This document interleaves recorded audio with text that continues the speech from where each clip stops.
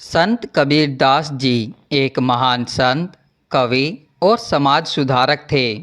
वे न केवल अपने दोहों और उपदेशों से लोगों को सही मार्ग दिखाते थे, बल्कि अपने जीवन व्यवहार से भी लोगों को सिखाते थे कि सच्चा संत कैसा होता है।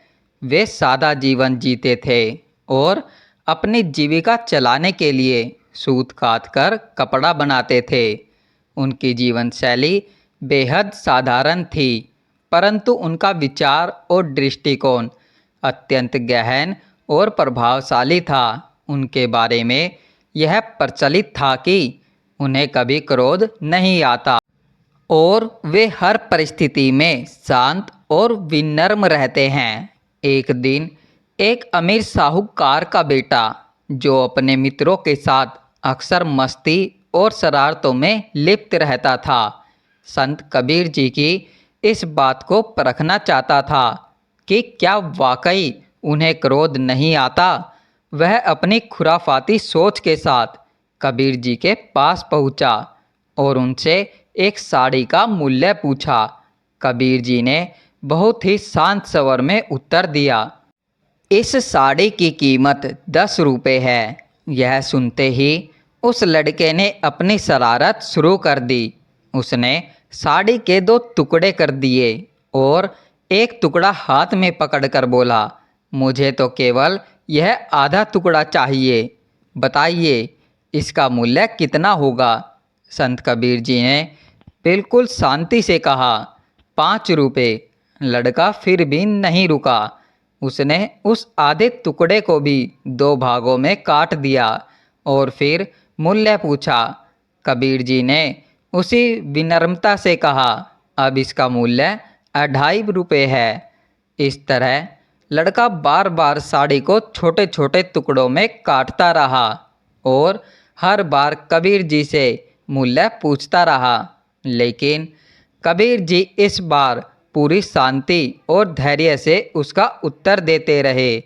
अंत में जब साड़ी पूरी तरह टुकड़ों में बदल गई और उसका कोई उपयोग नहीं रहा, तब लड़के ने कहा, अब मुझे यह साड़ी नहीं चाहिए, क्योंकि इसके टुकड़े मेरे किसी काम के नहीं हैं। तब संत कबीर जी ने बड़ी ही सरलता और गंभीरता से उत्तर दिया, अब यह टुकड़े तो तुम्हारे क्या, किसी के भी काम के नहीं रहे। इतना सुनकर लड़का चौंक गया।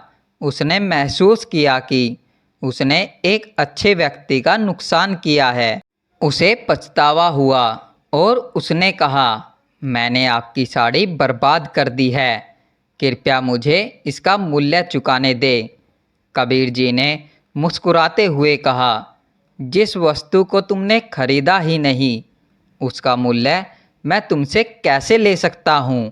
लेकिन लड़का अपने धन के घमंड में बोल उठा, मैं तो धनी व्यक्ति हूँ, यदि मैं इसकी कीमत चुका भी दूँ तो मेरे धन में कोई कमी नहीं आएगी।